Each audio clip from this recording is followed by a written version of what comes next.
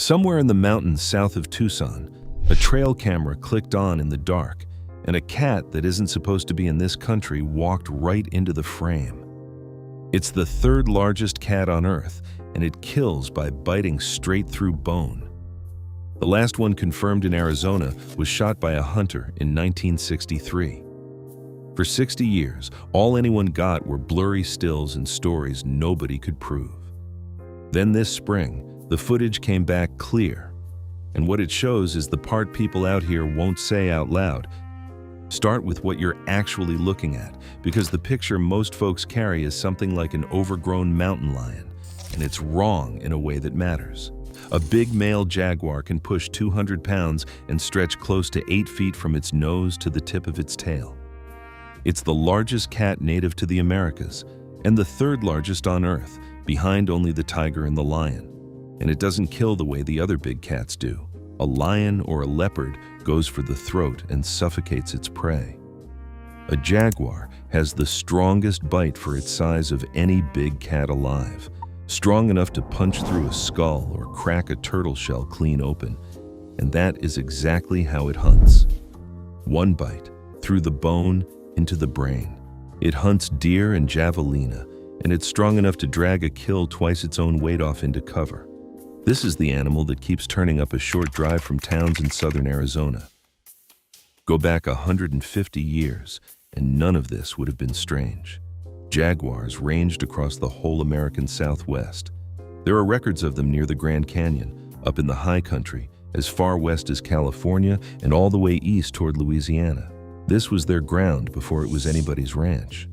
Then came the bounty hunters and the government predator control programs, the same campaigns that emptied the country of wolves and grizzlies. They shot the jaguars out, trapped them out, and wrote them off, and by the middle of the last century, they were gone. For most of your life, the official story has been a simple one. There are no wild jaguars in the United States. Except every few years, something walks in front of a camera and turns that sentence into a lie. Here's what the records actually show. Since 1996, at least 8 different jaguars have been documented crossing back into southern Arizona and New Mexico. That's 8 separate animals, each one identified and confirmed, not one cat counted over and over. The most famous was a male the school kids in Tucson named El Jefe, the boss. He lived in the Santa Rita Mountains, about 25 miles south of downtown Tucson, for 3 solid years, and cameras caught him more than 100 times between 2012 and 2015.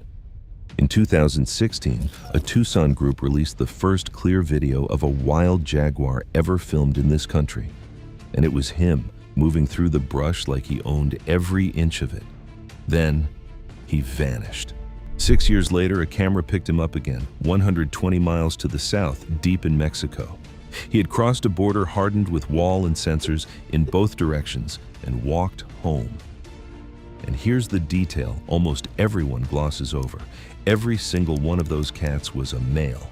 Quick thing before we go further. If you live down there, in Cochise County, up in the Huachucas, anywhere in the Sky Island country, I want to hear it in the comments. Have you seen one yourself? Found a track you couldn't explain away? Heard it firsthand from somebody who did?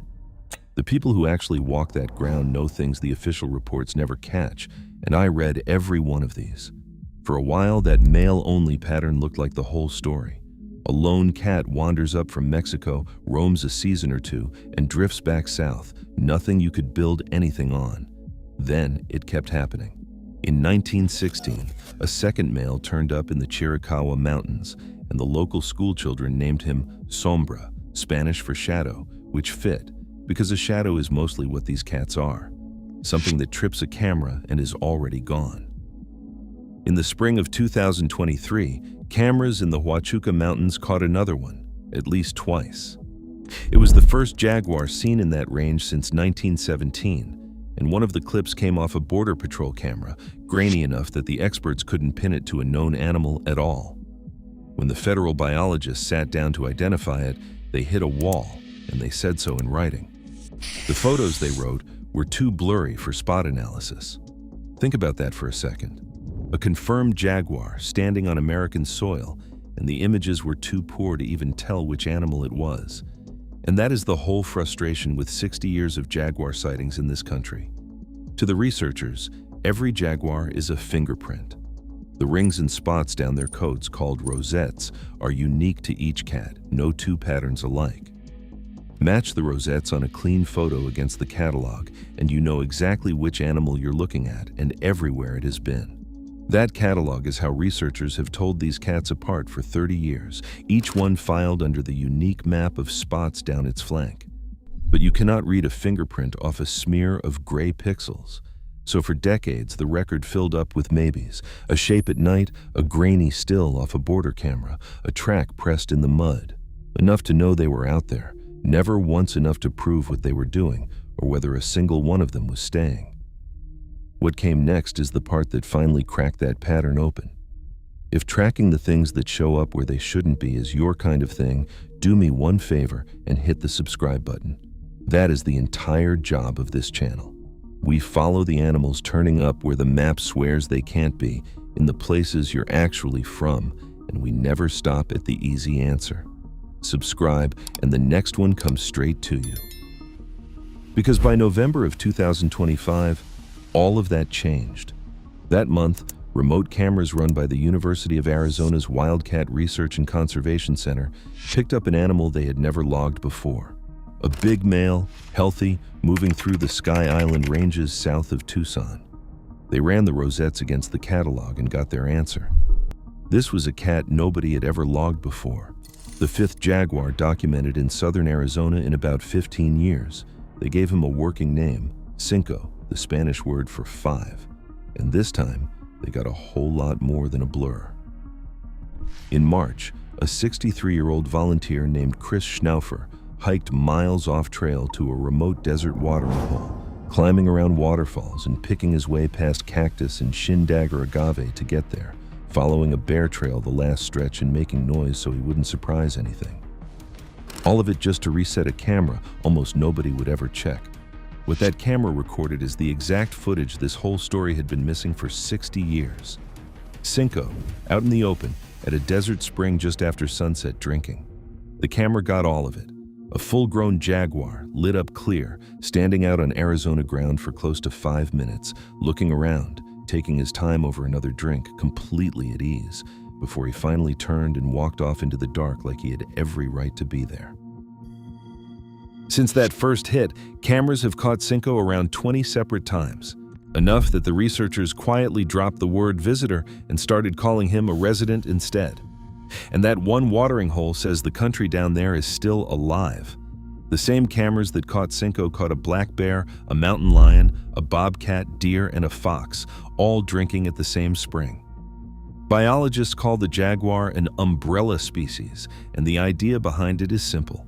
Protect enough wild ground for a cat that needs this much room, and everything smaller underneath him survives too. Which is why Cinco on that camera matters beyond the thrill of seeing him. As long as a cat like that can still walk that ground, the old corridor out of Mexico is open. So I'll put the real question to you right here, because I honestly go back and forth on it myself. Watch that footage and tell me what you actually see. A last survivor. One of a small handful of stragglers wandering up before the door shuts for good, or the leading edge of something coming back. Drop your call in the comments, resident or last of his kind, and tell me why you landed there. Here's why that question isn't settled yet, and why it might be about to answer itself. There's a reason it keeps being males, and it's built into how the animal lives. A young male gets pushed out of his mother's range and goes looking for territory of his own, and he'll walk hundreds of miles to find it. Females don't roam like that. They stay close to where they were born. So the males are the ones who keep turning up on our side of the line, restless and searching, while the one animal that would actually change the math, a female settling in north of the border, is exactly the one nobody has managed to photograph in more than 60 years. That's the reason the official line always lands on the same careful word. They call these cats visitors, never a returning population. But this stopped being a story just about Arizona. In August of 2026, a camera on a preserve in Sonora, Mexico, barely 2 miles south of the line, recorded something the researchers there said they had never once seen up that way. Two adult jaguars together, moving easy through the tall grass and calling softly back and forth to each other. One of them was a female. At that one preserve alone, 5 or 6 jaguars have now been logged since 2020, 2 miles from the United States. And the corridor they would use to move north runs straight through a gauntlet of hardened border, new mining, and open highway. And it is not only a science story down there. In 2025, the San Xavier district of the Tohono O'odham Nation passed a resolution naming the jaguar a sacred animal and calling for its old range to be protected and the species brought back. To the people whose families have walked that land the longest, the cat was never really gone from it in the first place, which leaves the one question that actually matters, and the title of this video does not even ask it.